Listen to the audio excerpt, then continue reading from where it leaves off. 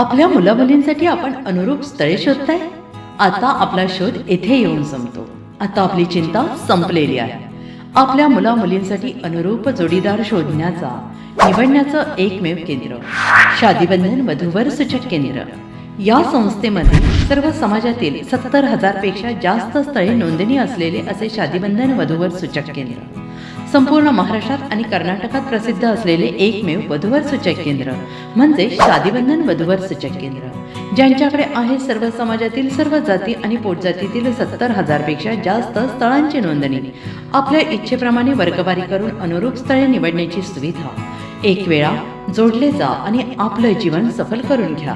हजारोंनी याचा लाभ घेतला आहे. आपणही आपल्या मुलामुलींसाठी, विधूर, विधवा, वयस्करांसाठी योग्य स्थळांची निवड करा. एक सुवर्ण संधी घेऊन येत शादीबंधन. आजच संपर्क करा. शादीबंधन वधूवर सूचक केंद्र, लोकसंदेश न्यूज ऑफिस समोर, महाराष्ट्र स्क्रॅप जवळ, 100 फुटी रोड, सांगली.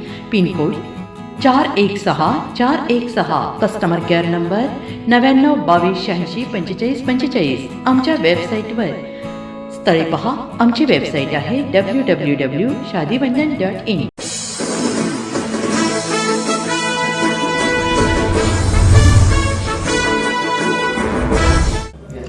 नमस्कार, लोकसंदेश न्यूज चॅनलमध्ये आपलं स्वागत आहे. पाहूयात आजची विशेष बातमी. नागेवाडीत कौटुंबिक वादातून दिराने केला भावजईचा खून. वाई पोलिसांकडून आरोपीला अटक. सातारा जिल्ह्यातील वाई तालुक्यातील नागेवाडी येथे कौटुंबिक वादातून दिराने आपल्या भावजईचा खून केल्याची धक्कादायक घटना घडली आहे.